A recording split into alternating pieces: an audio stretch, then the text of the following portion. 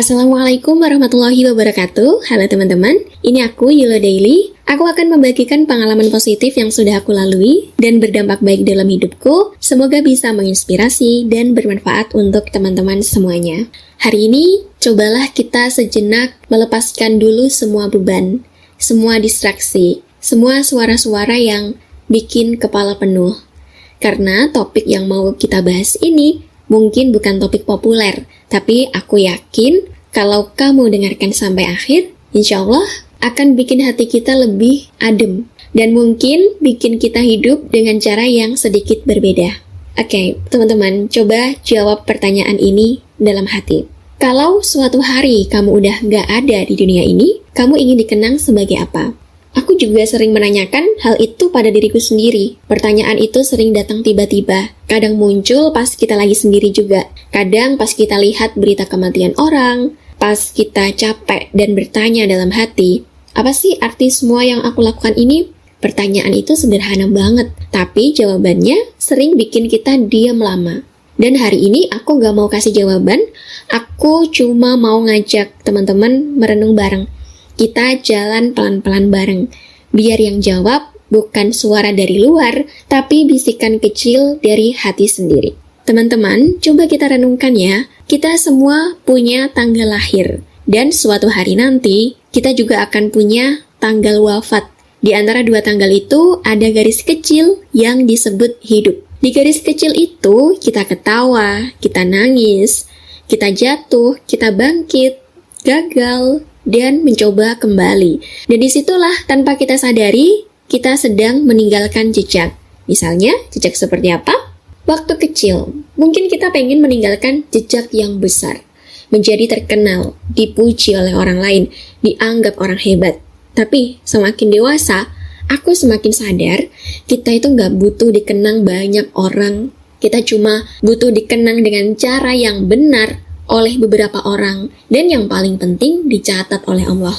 Karena ketika jasad kita dimasukkan ke tanah, manusia akan melanjutkan hidupnya lagi. Orang yang paling mencintai kita pun perlahan akan belajar menerima.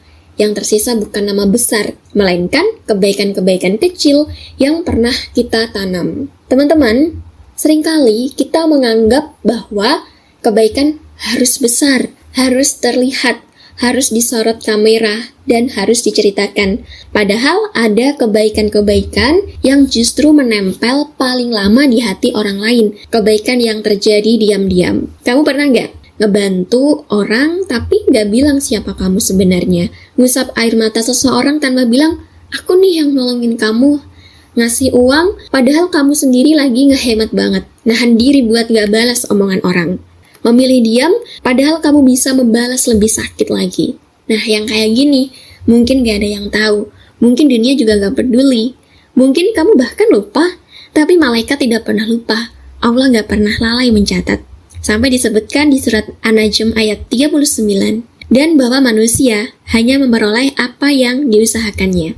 Ayat ini tuh kayak reminder buat kita. Kamu gak perlu sempurna, kamu cuma perlu berusaha. Kamu cuma perlu jujur dengan hatimu, karena amal kecil dan ketulusan itu lebih bernilai daripada amal besar disertai kesombongan. Nah, di titik ini, aku pengen ngajak teman-teman untuk refleksi hal-hal kecil yang sering kita remehkan. Yang pertama adalah harta yang kamu bagi. Kadang cuma Rp1.000, kadang cuma makanan sederhana, kadang cuma, nih bawa aja buat kamu. Dan kamu kasih itu bukan karena kamu punya banyak, tapi karena hatimu luas, dan itu berat di sisi Allah. Yang kedua adalah kebahagiaan yang kamu tebar. Kadang cuma kalimat sederhana, aku dengerin ya, kamu cerita aja. Atau sekadar senyum sama orang lain. Atau sikap kecil yang bikin seseorang merasa dihargai. Kadang kita nggak sadar kalau kebaikan yang paling besar adalah membuat orang merasa tidak sendirian. Yang ketiga, kesalahan yang kamu maafkan. Ini paling berat, karena memaafkan itu bukan berarti kita nggak terluka. Memaafkan itu memilih untuk nggak balas dendam, membiarkan Allah yang menyelesaikan urusan itu, dan yang memilih memaafkan, Allah tinggikan derajatnya tanpa dia minta.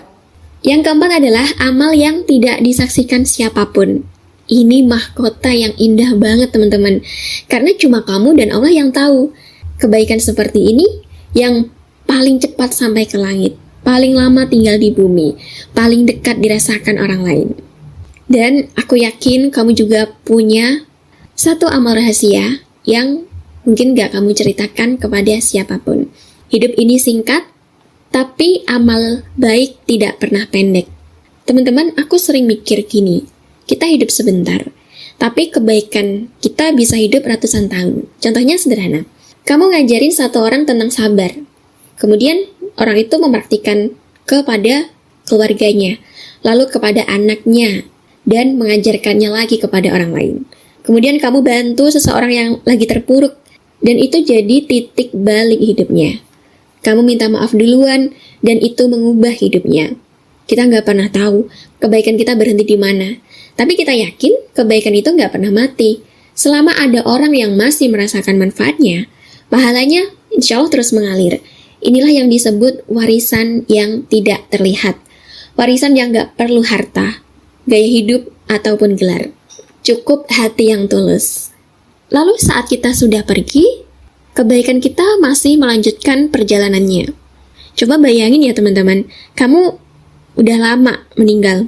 Orang-orang udah kembali ke rutinitas. Nama kamu mulai jarang disebut. Foto kamu juga perlahan memudar. Tapi ada seorang anak yang hari ini makan karena dulu kamu pernah bantu ibunya. Ada seorang teman yang gak jadi melakukan kesalahan karena kata-katamu beberapa tahun lalu. Ada orang yang hari ini berdoa diam-diam buat kamu tanpa kamu tahu. Kamu sudah tidak ada, tapi kebaikanmu masih berjalan, masih hidup, masih mengalir, dan itu indah banget. Kita tidak harus jadi seseorang yang penting terlebih dahulu. Kita hanya perlu jadi orang baik. Teman-teman, di akhir pembahasan ini, aku ingin ngajak kamu untuk jadilah baik dengan versimu sendiri, dengan kemampuanmu, dengan keterbatasanmu, dengan perjalananmu yang masih berantakan sekalipun. Karena Allah tidak menilai sempurnanya kita, Allah menilai usaha kita menuju kebaikan. Berbuat baiklah sebagaimana kamu ingin dikenang setelah kematian. Tanamkan ketulusanmu di setiap langkah, sebab amal kecil yang tulus itu bertahan lama. Nama besar yang sombong hilang cepat. Dan semoga setelah kita kembali kepada Allah, langit masih mencatat amal-amal kita, walaupun tubuh kita sudah menyatu dengan tanah.